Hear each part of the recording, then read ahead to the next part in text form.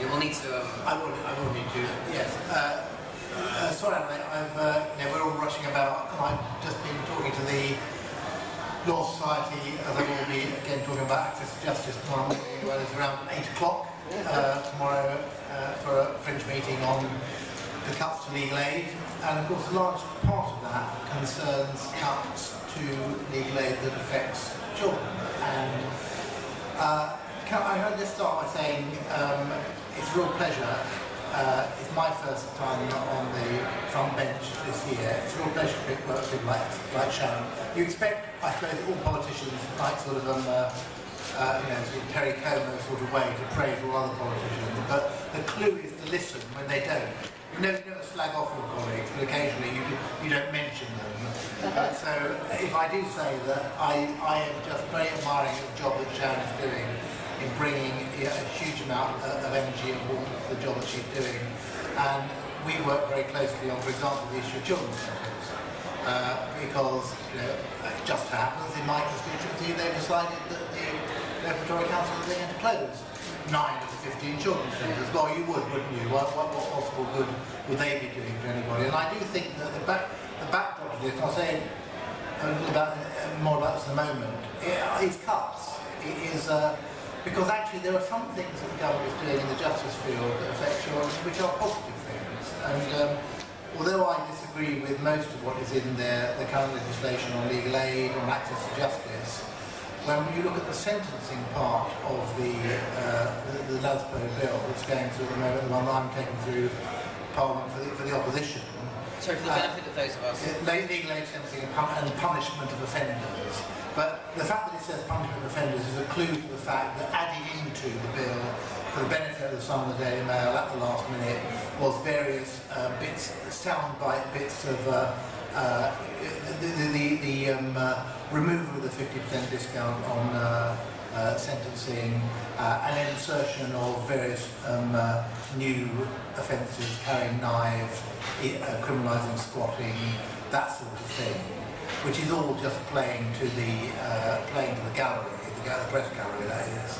And but actually, if you look at what was in there originally in relation to youth sentencing, some of it we disagree with, a lot of it we don't. The fact that local authorities are going to have responsibility for the for any child remanded now is partly to make them think about alternatives to custody, so that fewer children are remanded in custody. And if the government are going to do things which are genuinely thoughtful in that area, then I'm quite happy to support them. But that's not what's happening generally. It's generally not happening because of the huge cuts in services that we're seeing this government put forward.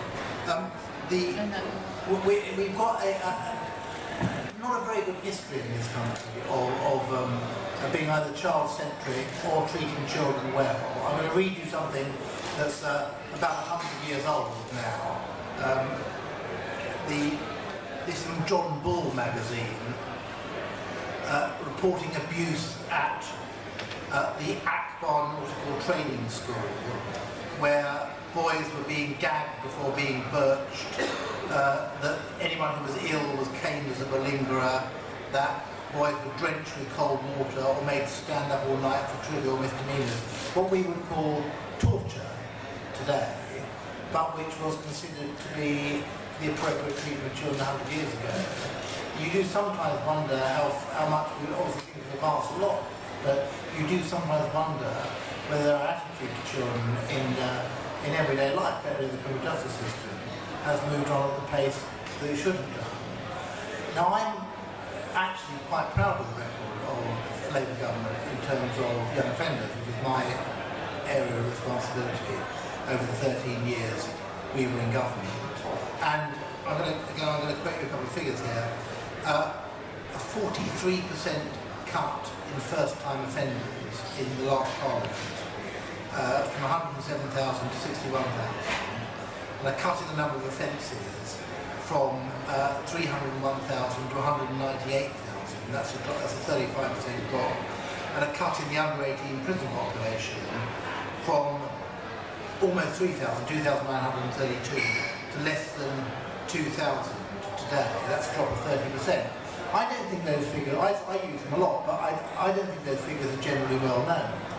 The reason that we had that transformation, that is a transformation in terms of young people being locked up and young people committing offences, is because there was a 13-year progression which involved things like yachts, which involved things like the Youth Justice Board, which we hope and think might now be reprieved from the general cull on quangos, so that actually you had people who were interested in the issue, who were expert in the issue, who stayed in the same job for a long period of time, and you had a system that was very different from the system pre-97 in terms of the way that young people being sent to the support for the courts happened. Now, and I actually think that the benefit of that, had we continued with that, would have been not just been to continue the fall in young people who were criminalised, but it would also have been a fall in the adult prison population, because if you look at the statistics, the people who get into the criminal justice system between, say, 12 and 14 or 14 and 16 are far, far more likely to go on and commit serious offences or have a pattern of criminal behaviour over the rest of their lives. And you see those curves, the drop-off curve that tends to happen. People drop out of criminality. The reason is that when people leave the influence of their parents and get into peer groups, particularly young male peer groups, then they tend to get criminal behaviour and they're influenced in that way. When they get married or they get partners in their mid to late 20s, then they can tend to fall out of that behaviour. It's not rocket science. So if you can keep young people out of criminality during that phase, then actually you can make a positive difference to their lives and a positive difference to everything the state does, including the amount it spends on criminal justice systems. But we're going to lose all that, I'm afraid. We're going to lose all that because the cuts that are happening, 20% cuts this year in youth offending teams, will mean that will translate into about a 60% cut in preventative services. So you can't cut the representation in court that far. You can't cut the assistance that young people get when they're actually in young offenders institution, secure children's home and so forth. What you can cut is either rehabilitation when they come out, or the preventative work before they enter the criminal justice system in the first place. And that, of course, is what is being cut. And that's what's so extraordinarily short-sighted about the government's policy. The fact that they think that you can make cuts of 23% across the board in the Ministry of Justice budget, which is one of the largest cuts, and the fact that they will impact dramatically on children and young people, means that we will see all those trends which are going in the right direction, going in the wrong direction within the lifetime of this Parliament. It won't happen tomorrow, it won't necessarily happen next year, but over a period of time we will see all those trends reversing. I'm sorry if I'm speaking about my own area of expertise, but I haven't had an opportunity to do that so far this week. You have less than 1 minute. You have to pick the fringes that you're offered, really. But I hope that what I said is relevant to what we're talking about today, because if we can't get it right, and I started by using those sort of 100-year-old details. If we can't get it right for children and young people,